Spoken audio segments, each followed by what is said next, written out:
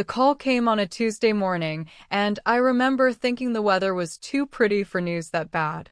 I was sitting at my desk at Meridian Logistics, Atlanta's third-largest freight coordination company, when my manager, Paul Greer, asked me to step into the conference room. I had been with Meridian for 6 years. 6 years of early mornings, late nights, spreadsheets nobody else wanted to touch, and systems I built from scratch that the company still ran on. I was their operations manager. I knew every contract, every vendor relationship, every clause in every agreement we had signed since 2019. So when Paul slid a single sheet of paper across the table and said the words corporate restructuring, I did not immediately understand what was happening. Then I saw my name on the termination letter, and I understood perfectly. They were eliminating my entire department, consolidating operations with the Charlotte office, effective in 2 weeks. Paul looked genuinely sorry, which somehow made it worse. I nodded. I signed what I needed to sign. I walked back to my desk, packed my personal items into a canvas tote bag, and rode the elevator down to the parking garage alone. I sat in my car for 11 minutes without starting the engine. Then I called my mother, Diane, because even at 34 years old, your first instinct when the world knocks you down is still to reach for the woman who is supposed to catch you. My mother answered on the third ring. I told her everything, the conference room, Paul's face, the letter, the 2 weeks. I kept my voice steady. I was not crying. I just needed to hear someone say it was going to be okay. There was a pause on the other end of the line. Then my mother laughed. Not a nervous laugh, not a disbelieving laugh. A full, genuine laugh, the kind she reserved for something she found actually funny. Dana, honestly, she said, catching her breath. I always said that company was going to chew you up. You worked yourself half to death for people who didn't even know your last name. I waited for the part where she said something kind. It never came. Instead, she told me my sister Tara was coming over for dinner that evening and asked if I wanted to join. Like I had just mentioned a minor inconvenience. Like my entire career had not just been folded up and handed back to me in a manila envelope. I said no. I hung up. I drove home to my apartment in Decatur, made coffee I did not drink, and stared at the ceiling of my living room until the sun went down. That was the night I realized something I had been avoiding for years. My mother did not see me as her daughter. She saw me as the one who handled things. And now that I had nothing to handle, I was simply invisible to her. What I did not know yet was that while I was sitting alone in my apartment processing my grief, my mother and my sister were sitting together at Diane's kitchen table, processing something else entirely. My father, George Carver, died 14 months before I lost my job. He was 67, a quiet man who built things with his hands and kept his feelings in a leather journal he never showed anyone. He had worked 30 years in commercial real estate, not as an executive, not as an investor, just as a steady, careful man who understood property the way some people understand weather. Before he died, he made sure his affairs were in order. He owned a small commercial unit on Briarwood Avenue in East Atlanta, a ground-floor retail space that had been leased to a dry-cleaning business for 11 years. It generated $4,000 a month in rental income, consistent and clean. In his will, he named me as the primary trustee of the property. Tara was listed as a secondary beneficiary, meaning she would receive a portion of any proceeds if the property was ever sold, but she had no authority over management decisions. I had taken that responsibility seriously. I coordinated with the leasing agent, reviewed the tenant's annual renewal, and deposited the rental income into the estate account every month. It wasn't glamorous. It was exactly the kind of invisible, responsible work my father had trusted me to do. I thought everyone in the family understood the arrangement. I was wrong. 3 days after I lost my job, I checked the estate account and found it empty. Not low. Not irregular. Empty. The last $4,000 deposit had been redirected. Somewhere else. To someone else. And I had not authorized a single thing. I called the bank first. The customer service representative was polite and careful. She told me the account had been updated with a new linked transfer destination approximately 3 weeks earlier. The authorization paperwork had been submitted in person at a branch location. She could not tell me more over the phone. I thanked her, hung up, and sat very still for a moment. 3 weeks earlier, I had still been employed. I had been busy, distracted, consumed by a vendor audit at work that had taken up every hour I had. Someone had walked into a bank branch, presented paperwork, and redirected my father's rental income without my knowledge. I was the trustee. My name was on that account. The fact that this had happened at all meant one of two things: either someone had forged documentation, or someone had found a way around the trust structure that I had not anticipated. I drove to the bank the following morning with the original trust document in a manila folder. The branch manager, a composed woman named Carol Finch, reviewed everything carefully. She pulled the transaction records. She showed me the authorization form that had been submitted. I looked at the signature line. It was not my signature. It was close, but it was not mine. Carol Finch looked at me with the expression of someone who had seen this situation before and never found it less uncomfortable. "Miss Carver," she said quietly, "you may want to speak with an attorney." I already knew which one I was going to call. Ray Abbott had been my father's closest friend for over 30 years. He was 71 now, semi-retired, with a small practice in Buckhead that he kept running mostly because he said stillness made him anxious. He had a calm, measured way of speaking that made complicated things feel manageable. He had called me 3 days after my firing, not to console me about the job, but to ask a single question that had stayed with me. "Did you ever read the full trust document, Dana?" "Every page." I had read it when it was first drawn up. I had read the main provisions. But Ray was asking something more specific, and I had told him I would pull it out and go through it again. Now, sitting in his office on a rainy Thursday afternoon with the bank's transaction records in my lap, I understood exactly why he had asked. Ray spread the trust document on his desk and turned to page 11. There was a clause, paragraph 7, subsection C, that my father had inserted quietly and deliberately.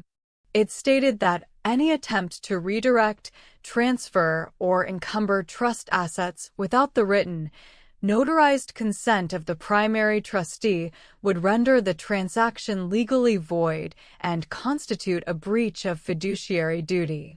Furthermore, it named a specific remedy process. My father had known.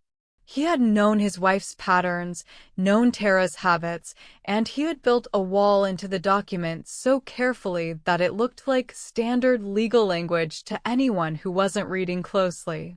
Ray looked at me over the top of his glasses. "Your father was a very deliberate man," he said. "He left you something more valuable than the property, Dana. He left you the mechanism to protect it." I did not call my mother that day. I did not call Tara. I went home, made a list, and started moving carefully. The first thing I needed was documentation. Ray had advised me to gather everything quietly before making any contact with the family, bank records, the original trust, any correspondence related to the property, and the leasing agent's records. I spent 3 days doing exactly that. The leasing agent, a straightforward man named Phil Dorsey, was surprised to hear from me. He told me he had received a letter approximately a month ago on what appeared to be trust letterhead, instructing him to redirect future rental payments to a new account. He had processed it in good faith. When I asked him to email me a copy of the letter, he did so within the hour. I looked at it carefully. The letterhead was real. The account number was not the estate account. And the signature at the bottom was, again, not mine. That evening, Ray called to check in. I told him what I had found. He was quiet for a moment, then said, "Dana, I need you to understand something. What they did is not a gray area. This is not a family disagreement about money. This is document fraud." I wrote that word down in my notebook. Fraud. I underlined it twice. Then I asked Ray what the next step was. He told me to sit tight for one more week. He had some calls to make.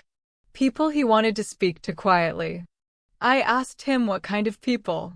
He just said, "The kind your father would have called." On Saturday, my Aunt Brenda, my mother's older sister, called to tell me about a dinner. Diane was hosting a family gathering the following weekend. Brenda described it as a celebration, though she seemed slightly uncertain about what exactly was being celebrated. She said Diane had mentioned something about a new chapter for the family and exciting news about George's property. My stomach dropped. I kept my voice completely neutral. I asked Brenda if she knew who was coming. She listed names: cousins, a family friend or two, and Tara's new boyfriend, Marcus Webb, who apparently worked at a real estate development firm downtown. That last detail landed like a stone in still water. Tara had a boyfriend in real estate development. My mother was planning a celebration about my father's property.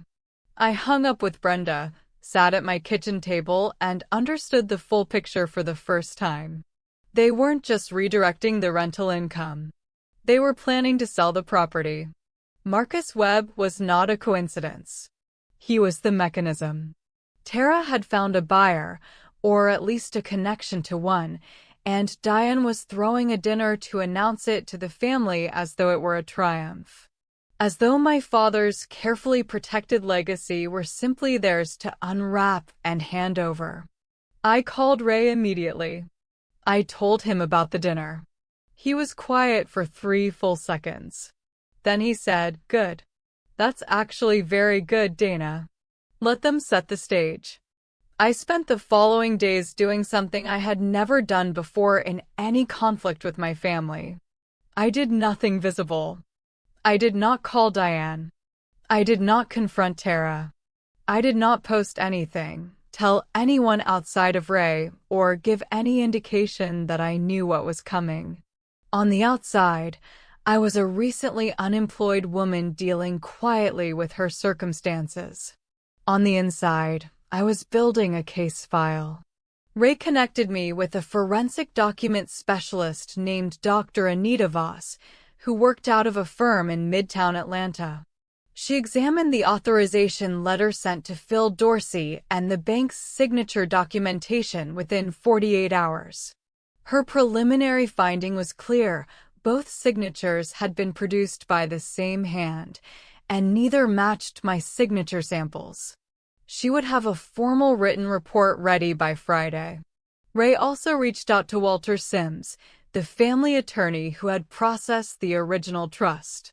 Walter was elderly, easily flattered, and had apparently been told by Diane that I had given verbal approval for the account changes. He had processed paperwork he should never have touched without my written consent.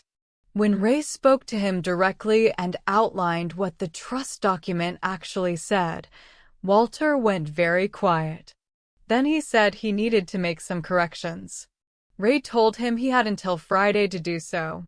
Meanwhile, I drove past the Briarwood Avenue property on a Wednesday afternoon. The dry cleaning business was still open, lights on, customers coming and going. My father had bought that building with 30 years of careful work. I sat in my car and watched it for a few minutes. Then I drove home and kept preparing. On Thursday evening, Tara called me. This was unusual. Tara and I did not have a close relationship. We were civil at family events and largely strangers in between. Her voice on the phone was bright and slightly too casual, the tone she used when she wanted something or was managing a situation. "Dana, Mom mentioned you've been going through a rough patch with the job thing," she said. I just wanted to check in. I told her I was doing fine. She asked if I was coming to Mom's dinner on Saturday. I said I wasn't sure yet. There was a small pause. "You should come," she said. "It would mean a lot to Mom. And, honestly, there's some good news about Dad's property that I think you'll be happy about." I almost laughed. She thought she was preparing me, softening the announcement so I wouldn't make a scene when she revealed that she and Diane had sold something that wasn't theirs to sell. She thought she was being strategic. I told her I would think about it. After I hung up, I sat with the feeling for a moment. Not anger, exactly. Something quieter and more focused. I thought about my father, the way he used to sit on the back porch in the evenings and say almost nothing, just watching the yard. He was not a dramatic man. He never raised his voice. But he always knew what was happening around him. And he always prepared. I opened my notebook and went over my list one more time. Everything was in order. I texted Ray, "I'm going to the dinner." He replied within 2 minutes, "I'll be there." Friday arrived and with it, Dr. Voss's formal report. Ray scanned and sent it to me that afternoon.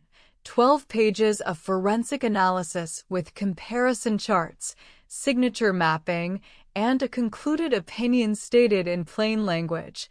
The signatures on both documents were fraudulent. Ray also told me that Walter Sims had submitted a corrected affidavit to the probate court that morning, acknowledging that the property transfer authorization had been processed without proper trustee consent and that he had acted on incomplete information. Walter had also, apparently, offered to appear in person if needed. Ray said he had handled Walter kindly but firmly, which I took to mean Walter now understood the size of what he had nearly enabled. That evening I ironed a dress I had not worn since my father's funeral, a deep navy wrap dress that he had once said made me look like someone who knew exactly where she was going. I hung it on the back of my closet door. Then I sat at my kitchen table and wrote 2 things. First, a short letter to the dry cleaning tenant on Briarwood Avenue, confirming that I remained the acting trustee and that any future payment instructions would come only from me, in writing with notarized authorization. Second, a single text to my mother. "I'll be there tomorrow, Mom. I'm looking forward to it." She replied with 3 exclamation marks and a heart emoji. She had no idea. I closed my phone and went to bed early for the first time in 2 weeks. I slept better than I had in months. Saturday morning, I woke up at 6 and took my time. I made a real breakfast, eggs, toast, coffee that I actually drink. I reviewed the document folder Ray had prepared for me one final time. It contained the original trust with the protective clause highlighted, Dr. Voss's forensic report, the bank's transaction records, Phil Dorsey's email with the fraudulent instruction letter attached, and Walter Sims's corrected affidavit. 12 pages total. Ray had organized it with tabs. I dressed carefully. Navy wrap dress, low heels, my father's watch on my left wrist, a simple silver thing he had worn every day for 20 years. I had kept it after he died. I had never worn it before today. I looked at myself in the bathroom mirror for a long moment. I was not nervous. That surprised me. I had expected nerves. Instead, I felt the particular calm that comes when something has been building for a very long time and the moment has finally arrived to let it land. I drove to Diane's house in Cascade Heights. The neighborhood was quiet in the late morning. I parked a block away and sat for a few minutes. Ray had texted me at 8. "I'm parking on Elmwood. I'll come in 10 minutes after you. Don't wait for me." I had replied, "Understood." I checked my reflection one more time in the rearview mirror. Put on a small amount of lipstick. Picked up my folder. Got out of the car and walked toward my mother's front door like I owned every step of pavement between me and it. The house was already full when I arrived. My Aunt Brenda was in the kitchen arranging food. 2 cousins, Derek and Patrice, were in the living room with their spouses. A family friend, Ms. Okafor, sat near the window with a glass of sweet tea. And at the center of the room, laughing with a tall man in a blazer, was Tara. The man in the blazer had to be Marcus Webb. He was polished and comfortable in the way that people are when they have spent their careers in rooms like this, delivering news that other people celebrate. He had a firm handshake and a practiced smile. When Tara saw me come through the door, something moved across her face, brief and quickly controlled. She crossed the room and hugged me with the warmth of someone performing warmth. "Dana, you came," she said. "Mom is going to be so happy." Diana emerged from the kitchen a moment later. She was dressed beautifully, a cream blouse, gold jewelry, her hair freshly done. She looked like a woman who was about to announce something wonderful. She hugged me the same way Tara had. Warm. Performed. "Baby, I'm glad you're here," she said. I smiled at her. I told her the house looked lovely. She squeezed my hands and went back to her guests. I found a chair near the edge of the room, accepted a glass of water from Brenda, and waited. Nobody noticed I was carrying a folder. Nobody thought to ask. Dinner was served at 1 in the afternoon. My mother had cooked extensively, baked chicken, rice, greens, cornbread. The table was set for 12. I sat between Brenda and cousin Patrice, directly across from Marcus Webb. I watched him during the meal. He was good at his job, easy conversation, a compliment for the food, questions about Derek's contracting business that showed he had been briefed in advance. He was there to be liked, and he was succeeding. Tara sat at his right hand looking like everything had already gone according to plan. My mother sat at the head of the table. She was animated, laughing, refilling glasses. She looked happier than I had seen her in years. Halfway through the meal, my phone buzzed once in my pocket. Ray's message, in the driveway. "Say the word." I typed back, "Not yet." Let her make the announcement. Because I needed Diane to say it herself. I needed Marcus Webb to lay out the terms himself. I needed the room full of family members to hear exactly what was being celebrated before I said a single word. That was the only way the truth would land the way it needed to. I ate my food. I complimented my mother's greens, which were genuinely excellent. I laughed at Derek's joke about his truck. And I waited. I was my father's daughter. I knew how to wait. Diane stood up just as Brenda was clearing the main course plates. She tapped her glass with a spoon, a gesture so deliberate it silenced the room immediately. She was beaming. "I just want to say," she began, "that this family has been through a hard year. Losing George hit all of us. But I think he would be so proud to see us today, moving forward, making something of what he left behind." She paused for effect. I kept my face completely still. "Marcus has been wonderful," she continued, nodding toward him. "He's connected us with a buyer for the Briarwood property. A serious offer. Enough to set Tara up properly and take care of a few things I've been needing to handle." She smiled around the table.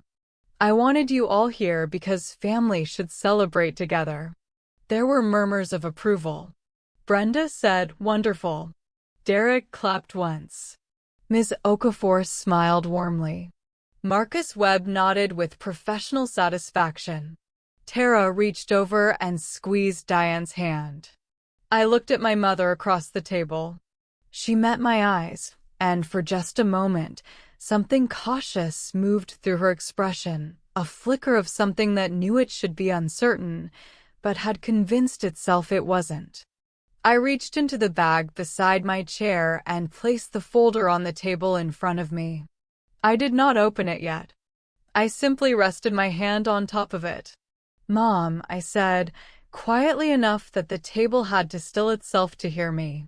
"Before we celebrate, can I ask you something?" The room went a particular kind of quiet that I had only ever felt once before at my father's graveside, when the pastor finished speaking and no one was quite ready to move. Diane's smile did not fall. It just tightened slightly at the corners. "Of course, baby," she said. Her voice was steady. She was not worried yet. She thought this was manageable. Tara set down her fork. Marcus Webb's expression became professionally neutral. I opened the folder. I did not make a speech. I simply took out the first document, the original trust, and turned to page 11. "Dad named me primary trustee," I said. "That means no management decision, no transfer, no sale can be authorized without my written, notarized consent." I slid the document to the center of the table so anyone who wanted to read it could. For weeks ago, the rental income from Briarwood was redirected to a new account without my knowledge. 3 weeks ago, the leasing agent received an instruction letter with my signature on it. A signature I did not write. I took out Dr. Voss's report and placed it beside the trust. A forensic document specialist confirmed this week that both signatures are fraudulent. Silence. Complete, airless silence. Brenda's hand had stopped moving over the stack of plates she was holding. Derek was looking at Tara. Tara was looking at the table. Marcus Webb had become very still in the way that people become still when they realize they are in a room where something is about to become a legal matter. Diane opened her mouth. I held up one hand, gently. "I'm not finished, Mom." I took out the bank records next. I laid them on the table without drama, just placed them where people could see the numbers, the dates, the transfer destinations. Then I took out Phil Dorsey's email, the one with the fraudulent instruction letter attached, and I placed that beside everything else. Finally, I took out Walter Sims's corrected affidavit. I explained, as clearly and calmly as I could, that the family attorney had submitted a correction to the probate court acknowledging that the transfer had been processed without proper authorization. I watched the room process each piece of information in sequence. Brenda set the plates down on the counter behind her. Derek leaned forward to look at the bank records. Patrice put her hand over her mouth. Ms. Okafor was looking at Diane with an expression I recognized, the expression of someone recalibrating everything they thought they knew. Marcus Webb cleared his throat quietly. He said, addressing no one in particular, "I need to make a phone call." He stood, excused himself with minimum words, and walked out of the dining room. We all heard the front door open and close behind him. Tara finally looked up from the table. Her face was a complicated thing, guilt and indignation and fear moving across it in real time. "Dana, you don't understand the full situation," she started. "We were trying to protect the asset while you were going through everything, Tara," I said. I kept my voice completely level. "The document on the table explains what the law says. I didn't come here to argue." Then the doorbell rang. I got up and answered it myself. Ray Abbott stood on my mother's front porch in a charcoal gray suit, holding his own folder, looking exactly like what he was, a 71-year-old attorney who had seen every version of this situation and had never once lost his composure. "Is this a good time?" he said. I stepped aside and let him in. I walked him to the dining room and introduced him simply. "This is Ray Abbott." He was my father's attorney and closest friend. He's been advising me this week. Ray set his folder on the table beside mine. He greeted Brenda by name. He had known her for decades. He nodded at the room generally. Then he sat down in Marcus Webb's empty chair and folded his hands on the table with the patient authority of someone who had nothing to prove. "I want to be clear about why I'm here," he said. "Dana is not pursuing anything punitive today. What she is asking for is a return to legal compliance with the terms of the trust George Carver established. That means the redirected funds are returned to the estate account. The fraudulent authorization letters are acknowledged. And any discussion of sale of the Briarwood property goes through Dana as primary trustee with proper documentation." He paused. "Those are not requests. They are the legal requirements of the trust instrument. I've already spoken with the probate court. They are aware of the situation."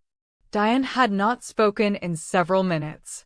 She was sitting very straight in her chair at the head of her beautifully set table, surrounded by her family, and she looked, for the first time I could ever remember, genuinely small. What happened next was not a screaming match. There were no broken dishes, no dramatic exits. What happened was quieter than that, and somehow worse. Diane began to cry. Not the sharp, sudden tears of shock, slow, controlled tears that I recognized immediately as the kind she had always used to shift rooms in her favor. Brenda moved to comfort her. I did not move. Ray did not move. Tara pushed back from the table and said she needed some air. She walked to the back porch. Through the sliding door, I could see her on the phone. Probably with Marcus Webb. Probably discovering that a sale could not proceed without the trustee's consent, which meant the buyer connection he had brokered was now worth nothing. Derek looked at me carefully. He was the cousin I had always respected most, a straight-talking man who ran his own business and had no patience for anything complicated. "Dana," he said, "did you know about all this before today?" "I found out 10 days ago," I said. He nodded slowly. He looked at the documents on the table. He looked at Diane. And then he looked back at me with an expression that told me he had made his own private calculation, and it had landed where I needed it to land. "You did the right thing, bringing this here," he said. "In front of everyone." Brenda, to her credit, stopped comforting Diane and looked at her directly. "Diane," she said quietly, "did you sign Dana's name on those papers?" My mother did not answer. That silence in that room, in front of those people, was its own kind of verdict. Tara came back inside 20 minutes later. Her posture had changed. The easy confidence she had carried all afternoon was gone. She sat back down at the table, but she did not look at me. She looked at Ray. "What happens now?" she asked. Her voice was smaller than I had ever heard it. Ray answered her the same way he answered everyone, without judgment, without satisfaction, just clearly. The redirected rental income needed to be returned to the estate account within 10 business days. The fraudulent documents would need to be formally acknowledged in a signed statement. If those two things happened voluntarily and promptly, the matter could potentially remain civil rather than criminal. If they did not happen, the documentation currently in Ray's possession was sufficient to support a fraud complaint. "I want to be very direct," Ray said, looking at both Diane and Tara. "I am not here to destroy this family. George Carver loved this family. But he also trusted Dana to protect what he built, and that trust has legal force. What you did was not a misunderstanding. It was a choice. The question now is what choice you make next." The room was extraordinarily quiet. Outside, a neighbor's lawnmower started somewhere down the street, an absurdly ordinary sound for an extraordinary moment. I looked at my mother. She was looking at the tablecloth. She had stopped crying. What was left on her face was not grief. It was the specific, stripped expression of someone who has been seen completely and has no performance left to offer. 3 days after the dinner, Diane called me. I let it ring twice before answering, not out of cruelty, just because I wanted to be standing still when I took it, not mid-movement, not off balance. Her voice was different. Flat, careful, like she was reading from something she had rehearsed. She said she wanted to talk about the estate account. She said Tara had spoken to someone, I assumed a lawyer of her own, and they understood now what needed to happen. I told her I was listening. She said the redirected funds would be returned by the end of the week. She said the letter to the leasing agent had been a mistaken judgment. She did not use the word forged. I did not correct her. She asked if there was anything else I needed from her. I thought about that for a moment. I need it in writing, Mom, I said. Everything Ray outlined. Signed and notarized. I'll have his office send over the template. A pause. Okay, she said. Then, quietly, Dana, I want you to know that I waited. She didn't finish the sentence. I think she had started it without knowing where it was going. I know, Mom, I said. And I hung up. Not angrily. Just cleanly. Some conversations have run as long as they should. That one had. The signed acknowledgement arrived at Ray's office on a Thursday. He called me as soon as it came in. I could hear the quiet satisfaction in his voice, the satisfaction of a man who had watched a situation resolve the way it was supposed to resolve, legally and completely. The funds were returned to the estate account 2 days later. Every dollar. Ray confirmed the deposits personally. Phil Dorsey received a corrected letter of authorization, this one actually signed by me, notarized, and on the correct documentation, confirming that I remained the sole management authority for the Briarwood property. The dry cleaning tenant on Briarwood Avenue, a steady man named Mr. Yoon who had been operating there for 11 years, told me he was glad to have clarity. He renewed his lease for another 2 years. I signed the renewal myself at Ray's office, with Ray watching. After, Ray took me to lunch at a small restaurant near his office that he said he had been going to since 1987. He ordered the same thing he always ordered. He told me about the first time my father had walked into his office, young, serious, wearing a suit that was slightly too large for him. He said my father had told him that day, Ray, I don't have much yet, but I intend to be careful with everything I have. I listened to that story and felt something release in my chest that I had been holding tightly for a very long time. My father had been careful. And now, so had I. 2 weeks after the dinner at Diane's house, I got a phone call from a number I didn't recognize. I almost didn't answer it. The woman on the other end introduced herself as Karen Ellison, Vice President of Operations at Summit Freight Partners, a logistics company headquartered in Atlanta with regional offices in 4 states. She said she had gotten my name from a contact at Meridian, someone who had worked with me and thought highly of the systems I had built there. She asked if I was open to a conversation. I said yes. We met the following Monday at their offices in Midtown. The building was clean and serious, the kind of place that runs on competence rather than politics. Karen Ellison was direct and unimpressed by performance, exactly the kind of person I worked best with. She walked me through what Summit was building, a consolidated operations framework that would bring together their 4 regional offices under a single management structure.